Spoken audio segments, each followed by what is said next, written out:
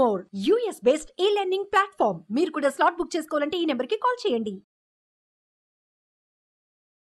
Hi viewers, India's largest digital media network Suman టీవీకి స్వాగతం. ప్రస్తుతం మనతో ఉన్నారు motivational speaker and language trainer Vijaya garu. అమ్మ నమస్తే. అమ్మ నమస్తే అండి. అమ్మ, లైఫ్ జీవితం అంటేనే ఒక ఆట. అవునండి, మనమంతా ఆడుకుంటున్నాం ఇందులో. ఎవరు విన్ ఎప్పుడవుతారో తెలియదు, విన్ అవుతారో ఓడిపోతారో తెలియదు. విన్ అవుతామనే వచ్చాం. అందరం ఏదైనా మనమే గెలుస్తాం, ఎవరికి వాళ్ళే గెలుస్తారన్న హోప్తోనే ఉంటాం. అయితే ఎప్పుడైతే ఈ ఓటములు ఎదురైనప్పుడు హోప్ కోల్పోకుండా ఉండాలి అంటే ఏం చేయాలి అంటారు? ఏం చేయాలంటే మనకి మనమే ధైర్యం. ఇందాక చెప్పినట్టు ఆత్మస్థైర్యం అని ఉండదు, మన మీద మనకు నమ్మకం ఉండాలి. నేను చేయగలను అనే నమ్మకం ఉన్నప్పుడు మాత్రము మనకు ఆత్మస్థైర్యం మనం కోల్పోమండి. సెల్ఫ్ కాన్ఫిడెన్స్ అనేది చాలా ఇంపార్టెంట్ ఎందులో అయినా కూడా. మరి ముఖ్యంగా ఈ బిజినెస్ చేసే వాళ్ళల్లో చాలా ఇది ఉండాలి. లేకపోతే వాళ్ళు కొన్ని కోట్లు పెట్టి బిజినెస్ చేసి సడన్గా లాస్ వస్తే వాళ్ళు ఎంత డౌన్ అయిపోయి కొన్ని పరిస్థితుల్లో సూసైడ్ చేసుకున్న వాళ్ళు ఉన్నారు, చేసుకోవాలని ఆలోచించే వాళ్ళు కూడా ఉన్నారు. సో ఏదైనా సరేనండి, లైఫ్లో మనకు ధైర్యం అనేది చాలా ఇంపార్టెంట్. ప్రతిదానికి మనం భయపడదాము, ఇది చేస్తే ఏమో అది చేస్తే ఏమో అంటే మనం ఏం లైఫ్లో ఏం చేస్తాము. అవుతే ఏమవుతుందండి?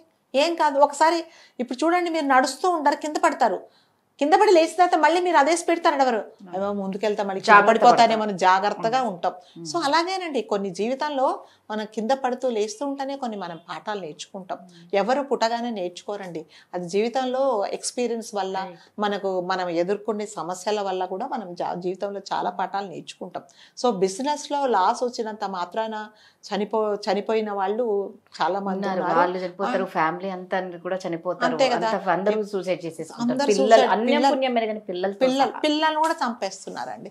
పిల్లలు కూడా చంపేస్తున్నారు. వాళ్ళు ఏం చేశారు చెప్పండి?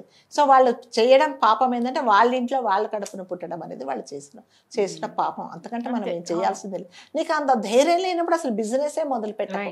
ఎప్పుడైనా బిజినెస్ లో గ్యారంటీ లేదండి, లాభం వస్తుంది, నేను దీంట్లో సంపాదిస్తాననేది లాభం, దాంట్లో గ్యారంటీ లేదు. బిజినెస్ ఎవరైనా మా వారు ఒకటే చెప్తారు, ఎవరైనా సరే బిజినెస్ మొదలు పెట్టారు అంటే నువ్వు ఒక 2 సంవత్సరాలు దాని మీద ఏం ఆశపడకు. లాభం ఆశపడద్దు, నష్టాలు వస్తే నువ్వు నిలదొక్కుకో. లాభం వచ్చిందని పొంగిపోదు, మళ్ళీ నెక్స్ట్ టైం అదే లాభం వస్తుందని ఏమీ లేదండి. ఫర్ ఎగ్జాంపుల్ మనము కాఫీ డే ఇది చూసాం కొన్ని సంవత్సరాల కిందట. ఆయన సిద్ధార్థ్ హెగ్డే అని ఆయన పేరు. సో ఆయన కూడా కొన్ని కోట్ల అప్పు చేశారండి. సో ఫస్ట్ చాలా బాగా నడిచింది ఆయన బిజినెస్ కూడా. కొన్ని వేల బ్రాంచెస్ ఆయన ఓపెన్ చేశారు. ఆయన ఓపెన్ చేసినప్పుడు చాలామంది, మరి ముఖ్యంగా యూత్ అయితే ఆయన కాఫీ డే దాంట్లో ఏం చేశారంటే ఈ వైఫై కూడా పెట్టించే యూత్ని చాలా అట్రాక్ట్ చేశారు. చాలా మటుకు మీటింగ్స్ అని అదని అక్కడికి వచ్చి కండక్ట్ చేసేవాళ్ళు. సో వాళ్ళ మిస్సెస్ ఎవరంటే మన chief minister Karnataka chief minister Krishna గారి వాళ్ళ అమ్మాయి అన్నమాట. సో ఆమె మీ ముఖ్యమంత్రి గారి అమ్మాయి అంటే ఆమె డబ్బులతో పుట్టి పెరిగిందే కదండి. సో ఆమె చెప్పిందనమాట, అదేంటి మీరు ఈ బిజినెస్ ఎందుకు చేస్తున్నారు, మళ్ళీ 25 రూపీస్కి ఒక కాఫీ. సో 25 రూపీస్ ఎవరికి పెట్టి కాఫీ ఎవరు తాగుతారంటే, నువ్వు చూడు నేను బిజినెస్ చూపిస్తా, నాకు ఎందుకో ఈ బిజినెస్ అంటే చాలా ఇష్టం అని చెప్పాను. సరే అని చెప్పేసి ఆమె కూడా కోఆపరేట్ చేసింది. ఆయన అదృష్టానికి కొన్ని సంవత్సరాలు బాగా లాభాలతో నడిచింది బిజినెస్. ఆమె కూడా ఒక బోర్డు మెంబరు, తనకు కూడా ఒక 4% అందులో షేర్ ఉండింది. మీకు తెలుసు కదా, ఒక బిజినెస్ బాగున్నప్పుడు చాలామంది షేర్లు పెట్టడానికి ముందుకు వస్తారు. సో అట్లాగే కొన్ని సంవత్సరాలు గడిచిందండి. సో అంటే బిజినెస్ అంటే ఏంటంటే బండ్లు అవుతాయి, బండ్లు ఓడలు అవుతాయి అనేది, పూలు అమ్మాల్సిన చోట కట్టలు అమ్మాల్సిన పరిస్థితి వచ్చింది ఆయనకి. బిజినెస్ లాస్ వచ్చేసింది. దాని తర్వాత అది నడవలేదు. కొన్ని బ్రాంచెస్ అతను క్లోజ్ చేసుకోవాల్సిన పరిస్థితి వచ్చింది. బ్యాంకులో చాలా అప్పు తీసుకున్నాడు ఆయన. కొన్ని చెక్స్ బౌన్స్ అయిపోయాయి. ఇంకా ఎటు చూసినా సమస్యలు ఆయనకి, ఎక్కడ కూడా అతనికి ఒక్క సొల్యూషన్ దొరకలేదు. సో ఇంకా ఏం డిసైడ్ చేసుకున్నారో ఆయన తెలియదు. ఒకరోజు ఫైన్ మార్నింగ్ ఇంటికి వచ్చి వైఫ్తో పిల్లలతో చాలా హ్యాపీగా గడిపేసి కార్ తీసుకొని నేను ఈవినింగ్ వస్తాన్నాడు. యాజ్ యూజువల్గా వాళ్ళ మిస్సెస్ అయితే తొందరగా రండి అని చెప్పింది. డ్రైవర్ను తీసుకెళ్ళాడు. చిత్రావతి నది అక్కడ వచ్చిన తర్వాత బ్రిడ్జ్ వచ్చింది. వస్తే అని చెప్పాడు డ్రైవర్కు, నువ్వు ఈ బ్రిడ్జికి అవతరుండు, నేను వస్తాను ఒక 1 అవర్లో, నాకు ఒక ఫోన్ వచ్చిందని చెప్పేసి ఫోన్ మాట్లాడడానికని వెళ్ళి లేడు. అక్కడి నుంచి లేడు. ఈ డ్రైవర్ ఫోన్ చేసి ఇంకా రావట్లేదని ఇంట్లో వాళ్ళకి ఇన్ఫామ్ చేశాడు. అందరూ పరిగెత్తుకుంటూ వచ్చారు. ఆవిడ పోలీస్ కంప్లైంట్ ఇచ్చింది. 3వ రోజు అతని బాడీ కనిపించింది దాంట్లో. ఎందుకండి? ఎందుకు చేసుకున్నాడు చెప్పండి? ఆ ధైర్యం లేదు. అంటే మిసెస్ నువ్వు ఇది చేయలేవు, మన వల్ల కాదన్నా కూడా నువ్వు ధైర్యంగా చేసావు కదా, అదే ధైర్యం ఇంకొంచెం ఉండింటే అతను బాగుపడేవాడండి. చనిపోయాడు. చనిపోయినప్పుడు మరి 1 రోజు 2 రోజులు అయ్యే పాప అప్పులు ఇచ్చిన వాళ్ళు ఊరుకోరు కదండి. అందరు వచ్చారు, ఈమె అడిగారు. సో ఈమె ఒక 1 మంత్ తర్వాత మళ్ళీ సీఈఓగా వచ్చింది అదే కంపెనీకి. సో ఎవ్వరూ రాలేదు పని చేయడానికి. దాదాపు 25,000 స్టాఫ్ ఉన్నారండి వాళ్ళ దగ్గర పనిచేసేవాళ్ళు. ఎవరూ రాలేదు. మరి అప్పులు దాదాపు ఆయన చనిపోయేటప్పటికే 8,000 crores, ఇంకా ఎక్కువనే ఉండొచ్చు నాకు తెలిసి. అంత అప్పులలో ప్రతి ఒక్కరు అడుగుతారు కదా, ఓ రోజు 2 రోజులు సానుభూతి చూపిస్తారు. ఎవరు మాత్రం ఎవరి డబ్బులు వదులుకోరు కదండి. షేర్స్ ఉండేవాళ్ళు, మా షేర్స్ ఇచ్చేయమని చెప్పి చాలా ఒత్తిడి చేశారు ఆమె. సరే ఏది ఏమైనా కూడా పిల్లల్ని మోటివేట్ చేసి, నేను మీ అప్పులను తీరుస్తాను, నేను ఎప్పుడు ఎక్కడికి వెళ్ళను, నేను మీ అప్పులు తీర్చకుండా మా హస్బెండ్కి నేను చెడ్డ పేరు తీసుకురానని చెప్పేసి కష్టపడి మళ్ళీ వాళ్ళందరికీ ఎవరైతే ఎంప్లాయీస్ ఉన్నారో వాళ్ళందరికీ పర్సనల్ లెటర్ రాసింది.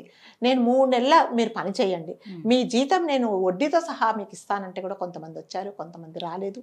దాని తర్వాత ఆమెనే బిజినెస్ మళ్ళీ వాళ్ళ 2 అబ్బాయిలను పెట్టుకొని తనే బిజినెస్ ఇంప్రూవ్ చేసి అప్పులన్నీ తీర్చి ఇవాళ ఆ కాఫీ డే అనేది మళ్ళీ సేమ్ లాభాలలో నడుస్తుంది. ఇదంతా ఏంటండి? ఆమె నమ్మకం, ఆమె మీద ఆమె కూడా చేతులు ఎత్తేసి ఉండొచ్చు, నా చేత కాదు, ఆయనే వెళ్ళిపోయారు, నాకే అప్పులు ఉన్నాయి, నేనేం తీరవలేనన్నా కూడా చేసేది ఏమి లేదండి. పెద్ద వాళ్ళే కోట్లు అప్పులు చేసేసి వేరే దేశాలలో ఉన్నారు. ఏం చేశారండి వాళ్ళందరూ? ఏం చేయలేదు.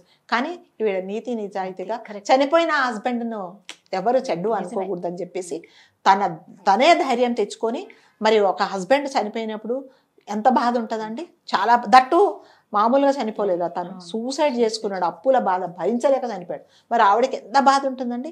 అందులో నుంచి ఆమె ఓవర్కమ్ అయ్యి అప్పులు తీర్చేసి ఇవాళ అందరికీ మళ్ళీ ఉద్యోగాలు ఇచ్చి మళ్ళీ తన కాళ్ళ మీద తను నిలబడి తనేంటో నిరూపించుకుందండి. ఇప్పుడు అందరూ వస్తున్నారన్నమాట. ఈవెన్ టాటా వాళ్ళు కూడా వచ్చి మేము షేర్స్ ఇస్తామని చెప్తున్నారు. ఎందుకండి? అదంతా ఆమె మీద ఆమెకున్న నమ్మకం. ఆ నమ్మకంతోనే ఇవాళ తను నడిపించి. సో ప్రతి ఒక్కరికి ఈ కష్టాలు అనేది ఎప్పుడు మన జీవితాంతం ఉండవండి. కష్టాలు కలకాలం మనతో కాపురాలు వస్తూ ఉంటాయి, పోతుంటాయి. ఇవాళ ఉన్న కష్టం మనకు రేపు ఉండదు. అప్పుడు కష్టాలు ఉన్నప్పుడు నిలదొక్కుని ఉండేవాడే ఒక మనిషి. అంతేగాని మన ఆత్మస్థైర్యమే, మన ధైర్యమే మనకు రక్ష అండి. కష్టాలు కలకాలం ఎప్పుడు ఎవరితో ఉండవండి. ఒక్కొక్కరికి ఒక్కొక్క రకంగా కష్టం రావచ్చు. ఆ కష్టాలను ఎదుర్కొని మనం ముందుకెళ్ళినప్పుడే మనం జీవితంలో బాగుపడతామే తప్ప దిగజారిపోయామనుకోండి, మనం లూజ్ చేసుకొని మన మీద ఆధారపడే వాళ్ళని కూడా మనం బాధ పెడతాం. సో ధైర్యం అనేది చాలా ఇంపార్టెంట్. నిజంగానే మన ఆత్మస్థైర్యమే మనల్ని కాపాడుతుంది. అది చాలా ఇంపార్టెంట్. స్ట్రాంగ్గా ఉండాలి, చాలా స్ట్రాంగ్గా ఉండాలి. ఎటువంటి పరిస్థితుల్లో అయినా కూడా నేను ఎదుర్కొంటాను అనేది మనకు ధైర్యం ఉందనుకోండి, అది మనకి చాలా చిన్నగా అనిపిస్తాయి అన్నమాట. చిన్న విషయానికి మనం బాధపడిపోయి ఇది ఏం చేస్తాను అన్నప్పుడు మనం ఏం లైఫ్లో ఏం సాధించలేమండి. సో అన్నిటికంటే ఇంపార్టెంట్ అంటే మన ధైర్యం, మనమే మనకు రక్ష, మన మాటే మనకు ఓదార్పు. కరెక్ట్. సూపర్ అండి. Thank you. సుమన్ టీవీలో మీ పర్సనల్ అండ్ బిజినెస్ ప్రమోషన్స్ కోసం కింది నెంబర్కి కాంటాక్ట్ చేయండి.